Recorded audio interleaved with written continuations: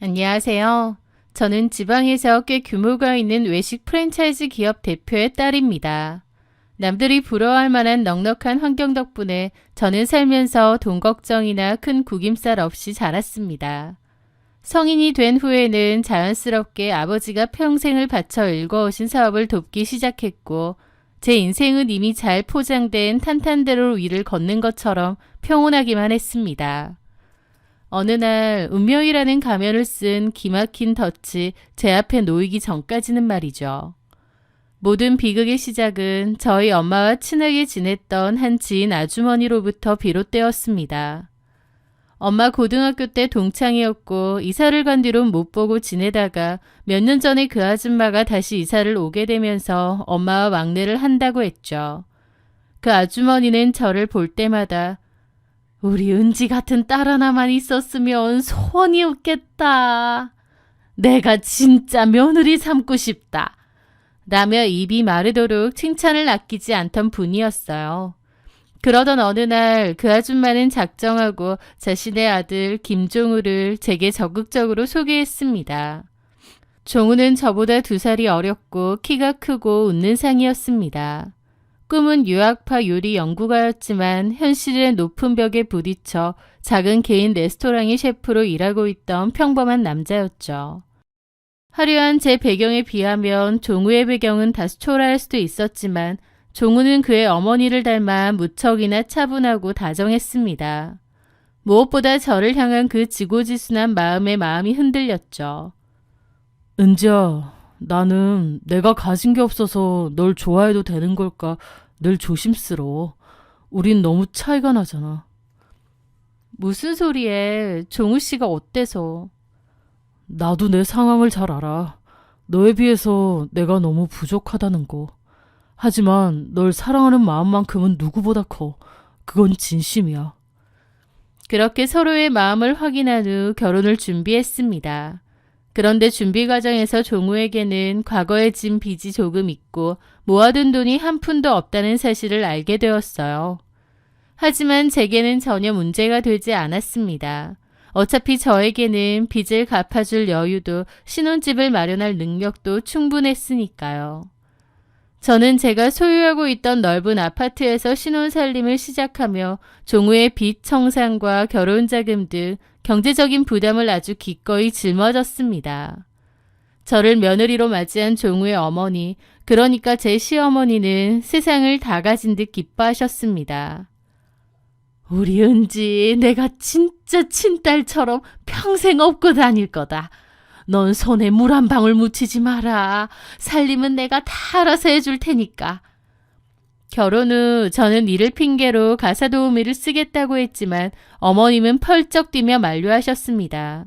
당신이 매일같이 신혼집을 찾아와 청소와 빨래, 식사 준비까지 모든 살림을 도맡아 주시겠다고 자처하신 거죠. 저희 친정엄마와 가깝게 지내던 사이였기에 저는 어머님의 그 살뜰한 보살핌을 아무런 의심 없이 온전한 사랑으로 받아들였습니다. 깊이 감동했고 고마운 마음의 시댁에 매달 넉넉한 생활비를 챙겨드리고 값비싼 선물을 보내는 등 금전적 그리고 심적 지원도 아끼지 않았던 거죠. 늘 내 편을 들어주는 다정하고 헌신적인 남편, 그리고 천사 같은 시어머니. 저는 이 달콤하고 완벽한 행복이 영원할 것이라 믿어 의심치 않았습니다. 하지만 그 완벽한 미소 뒤에 얼마나 소름 끼치도록 차갑고 잔인한 거짓이 숨겨져 있었는지 그때의 저는 꿈에도 알지 못했습니다. 경고할 줄만 알았던 제 결혼 생활은 아버지가 평생을 바친 사업에 큰 위기가 닥치면서 빠르게 산산조각 나기 시작했습니다. 어느 순간부터 외식업계의 판도가 걷잡을 수 없이 뒤집혔습니다. 거대 자본을 앞세운 대기업 프랜차이즈들의 공격적인 마케팅, 그리고 대형 배달 플랫폼의 무서운 독점 기세에 밀려 지방의 중견기업이었던 우리 프랜차이즈는 시류를 타지 못하자 직격탄을 맞았습니다. 매출은 반토막이 났고 적자의 늪은 걷잡을 수 없이 깊어졌죠. 수십 년간 아버지의 피땀으로 일궈온 수많은 분점들은 줄폐업해야 할지도 모르는 큰 위기였습니다. 비극은 거기서 끝나지 않았습니다. 평생을 바쳐 일군 사업이 눈앞에서 무너져 내리는 충격에 극심한 스트레스를 견디지 못한 엄마가 그만 뇌출혈로 쓰러져 병원 중환자실에 입원하게 된 것이었죠. 회사의 존립은 위태로웠고 엄마의 병간호까지 도맡아야 했습니다. 평범하고 안온하던 제 세상은 갑자기 한 치 앞도 보이지 않는 절망 속으로 빠져든 듯했죠.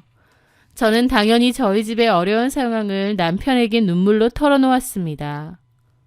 여보, 아빠 회사 어쩌면 부도 날지도 몰라. 빚도 감당할 수 없을 만큼 많고 엄마는 누워 계시고 나 진짜 너무 무서워. 저를 다정하게 토닥여주고 괜찮다고 내가 곁에 있으니 다 잘 될 거라고 말해줄 줄 알았습니다. 그런데요, 남편은 당혹스러운 표정으로 그러더라고요. 그렇게 상황이 안 좋다고? 그럼 장인어른이 나중에 내 이름으로 차려주기로 했던 레스토랑 분점은 어떻게 되는 거야? 그것도 무산되는 거야? 순간 저는 제 귀를 의심했습니다. 울음이 뚝 멈추더군요. 장인어른 사업이 큰 위기를 맞았고 장모님은 중환자실에 누워 계시고 와이프는 힘들어서 울고 있는데 그 와중에 자기 분점은 어떻게 되느냐고 하다뇨.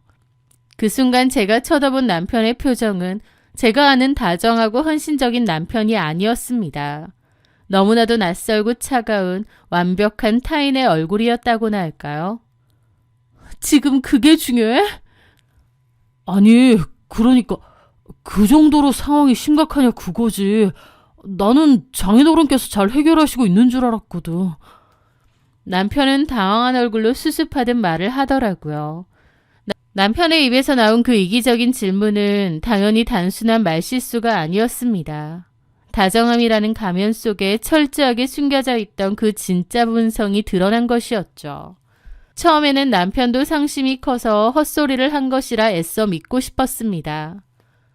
하지만 남편은 그날 일을 기점으로 빠르게 변하기 시작했습니다. 매일같이 칼퇴근을 하며 제 곁을 맴돌던 다정한 남편은 온데간데 없이 사라졌어요. 남편은 핑계를 대며 매일 밤늦게까지 밖으로 돌기 시작했던 겁니다. 술 냄새와 낯선 여자의 짙은 향수 냄새를 묻히고 새벽이 다 되어서야 비틀거리며 들어오는데요.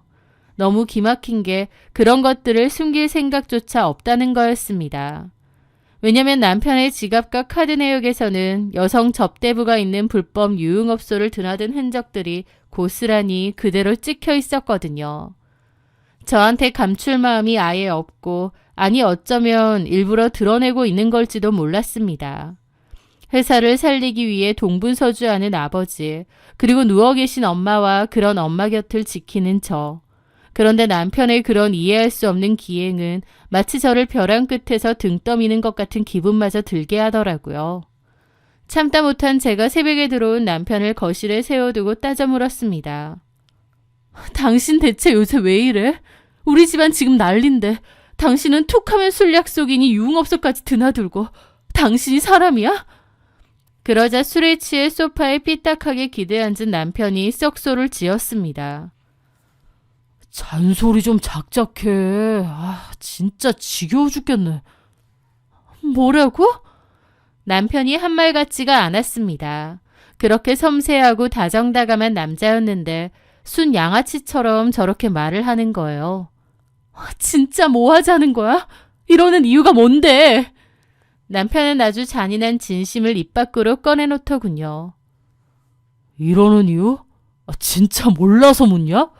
결혼한 지 얼마 되지도 않아서 장인어른 사업은 망하고 장모님까지 누워 계시고 나 무슨 사기당한 기분이야.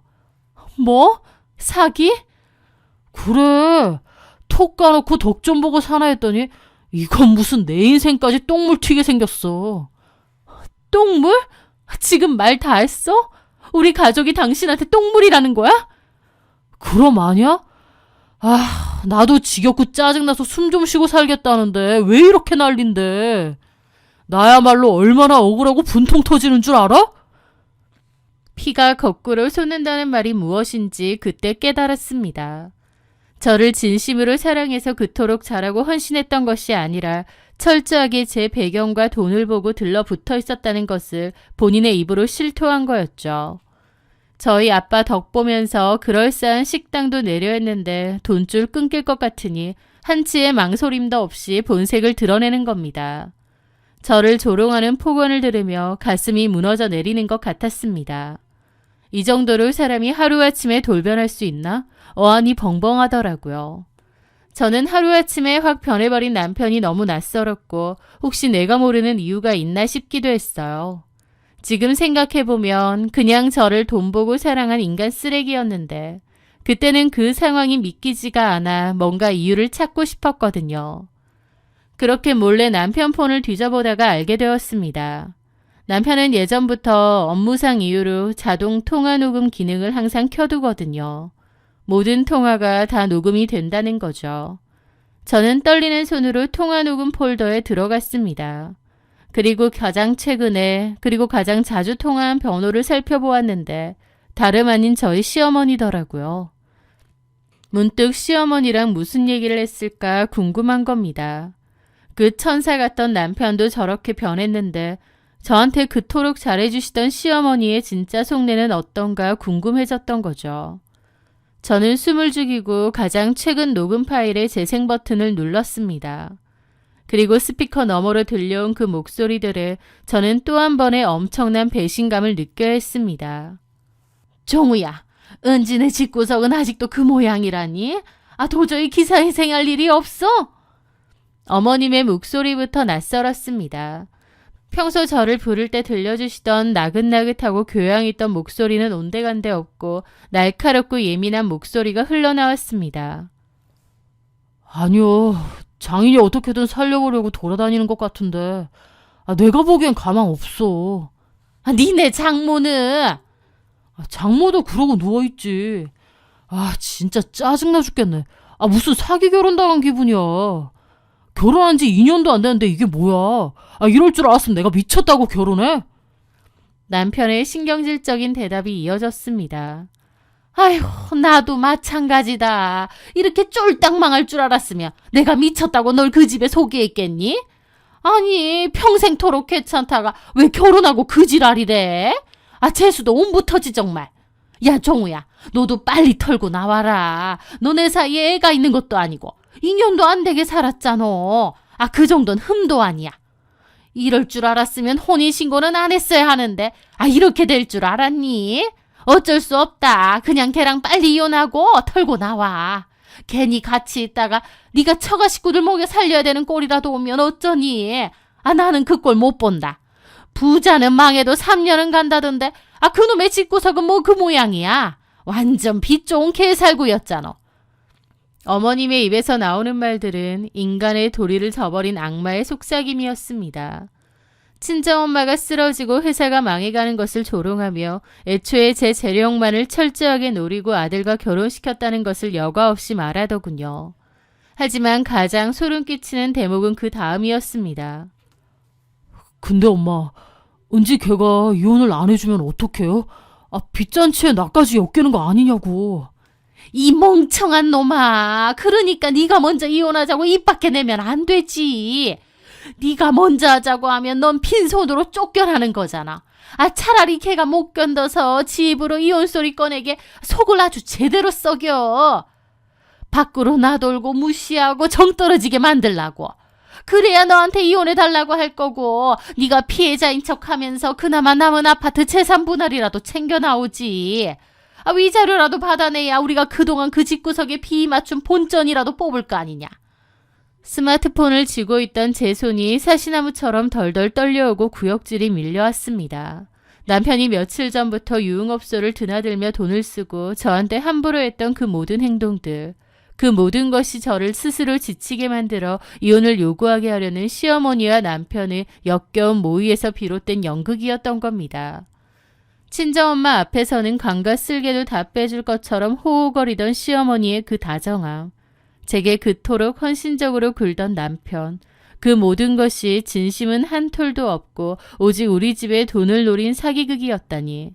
분노의 임계점을 넘어서자 오히려 싸늘하고 서늘한 경멸만 남더라고요. 그 녹음 파일들을 제 클라우드와 메일로 전송했습니다. 그렇게 날이 밝았습니다. 술에서 깨어 부스스한 얼굴로 방문을 열고 나오는 남편을 향해 저는 거실 테이블 위에 그의 휴대폰을 내던졌습니다. 남편이 황당하게 보더라고요. 뭐 하는 거야? 이혼하자. 그 순간 남편의 얼굴에 화색이 도는가 싶더니 이내 표정을 관리하며 울상을 짓는 겁니다. 은지야, 내가 요새 많이 힘들기도 하고 술도 많이 마셔서 좀 엇나갔어. 그래도 이렇게 갑자기 이혼이라니 우리가 어떻게...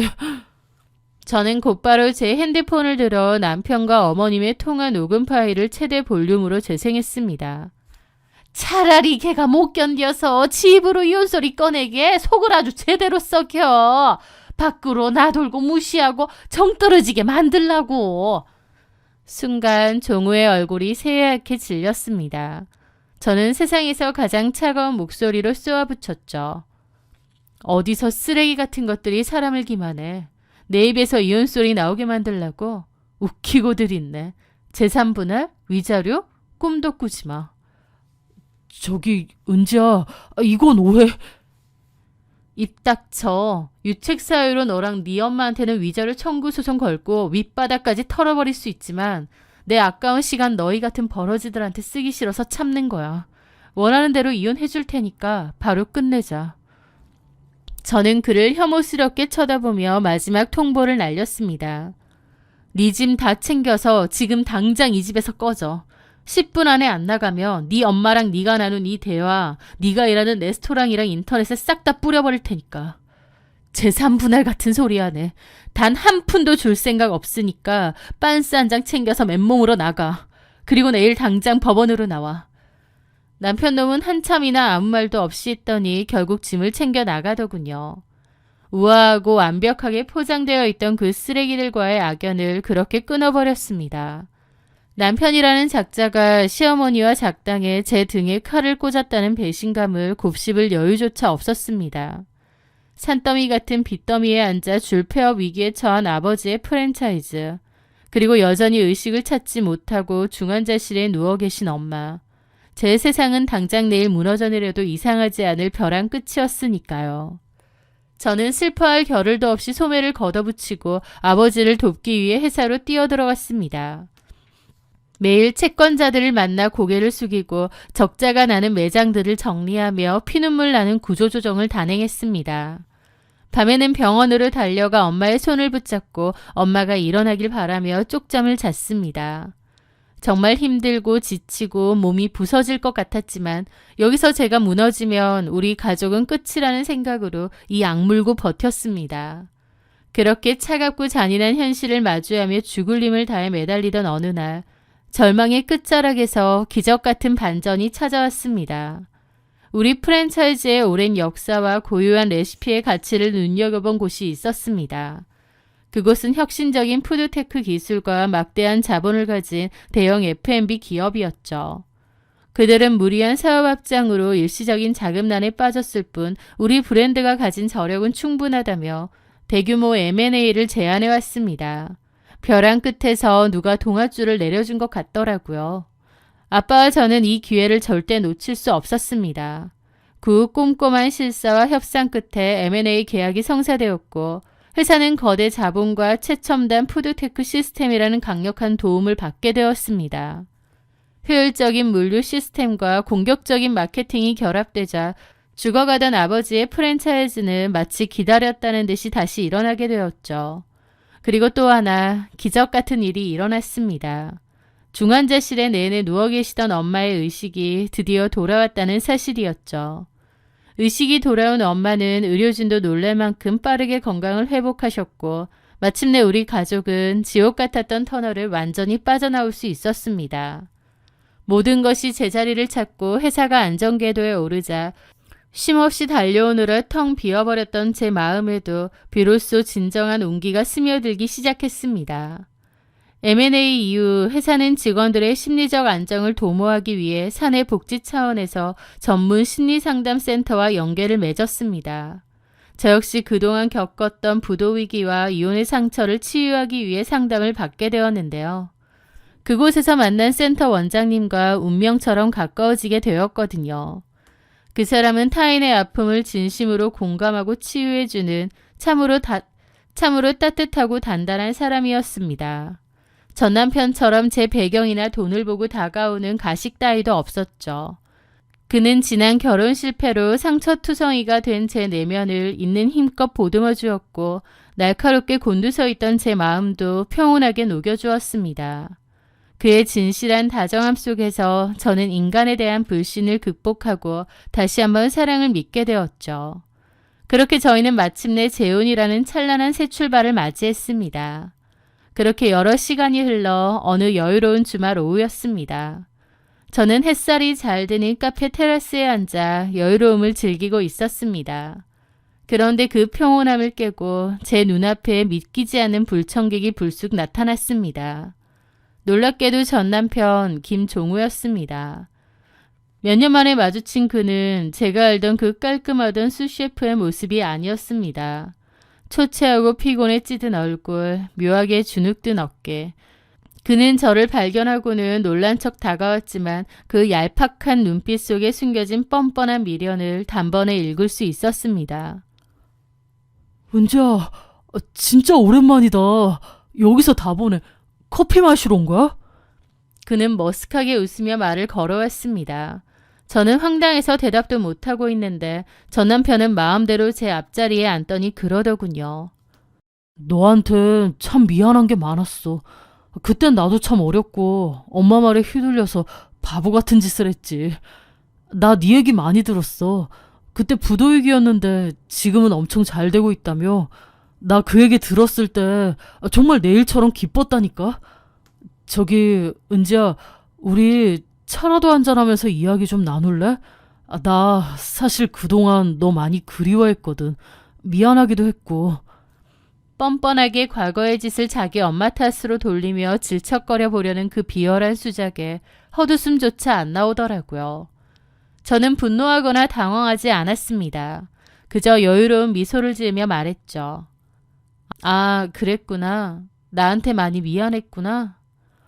그럼 내가 너한테 얼마나 상처를 줬을까 싶어서 진짜 반성 많이 했고 너무 미안했어. 그래? 그러면 더 미안한 짓 하지 말고 이만 나와줄래? 여기 우리 남편 앉아야 되는 자리거든. 어? 우리 집 얘기는 들었다면서 내 얘긴 못 들었나 보지? 나 재혼한 지 좀 됐는데. 고개를 돌리니 마침 진료 마치고 온다던 남편이 카페 안으로 들어오고 있더라고요. 못 들었어? 나와. 여기 내 남편 자리야. 저희 남편도 오더니 황당한 얼굴로 그 남자를 보더라고요. 자기야, 누구야? 내 전 남편이야. 그때 내가 말했지. 여기서 우연히 만났는데 다짜고짜 여기 앉아서 얘기를 좀 하자느니 그러네. 저기요, 좀 나와주시겠어요? 그리고 제 와이프랑 더 이상 할 얘기 없으실 텐데요. 남편이 정색하며 한마디 하자 전 남편 놈의 얼굴이 불그락 푸르락 달아오르더니 고개를 푹 숙이더라고요. 그리곤 도망치듯 황급히 카페를 빠져나갔습니다. 등 뒤로 느껴지는 그 통쾌함이란 이루 말할 수 없었죠. 그때의 우연한 만남 뒤에 저도 궁금해서 지인을 통해 전 남편의 근황을 전해 듣게 되었는데요. 전 남편의 근황은 그야말로 완벽한 파멸이자 인과응보더군요. 저에게서 도망치듯 이혼한 직후 시어머니는 기다렸다는 듯 아들에게 돈 많은 7살 연상의 이혼녀를 물어다 주며 금세 재혼을 시켰다고 합니다. 전 시모나 전 남편 놈이 배우자감을 고르는 기준은 그저 돈일 뿐이었으니까요. 전 남편은 두 번째 아내의 돈으로 그토록 염원하던 대형 레스토랑을 번듯하게 오픈했다고 했어요.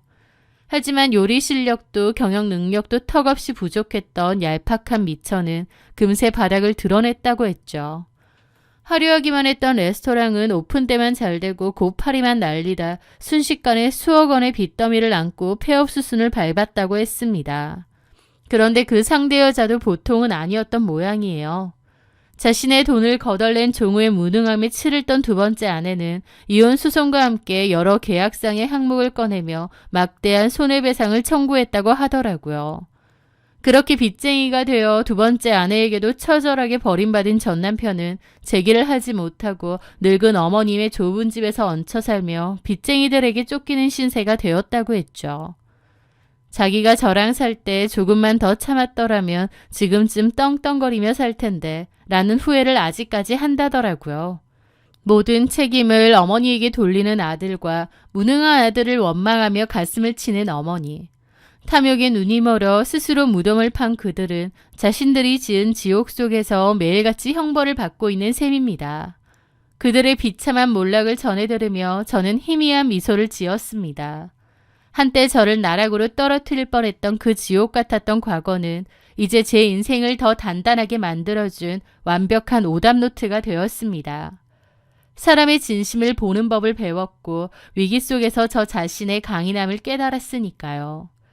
그리고 지금 아버지가 일군 회사는 나날이 번창하고 저를 진심으로 안아주는 다정한 남편이 제 곁에 있습니다. 그 거짓된 미소에 속았던 날들이 까마득하게 느껴질 만큼 지금은 가족들과 함께 행복하고 힘차게 살아가고 있어요. 큰 시련 뒤에는 그만큼 큰 행복과 성장도 있다는 걸 많이 깨닫게 되네요. 제 길고 다사다난했던 사연을 들어주셔서 진심으로 감사합니다.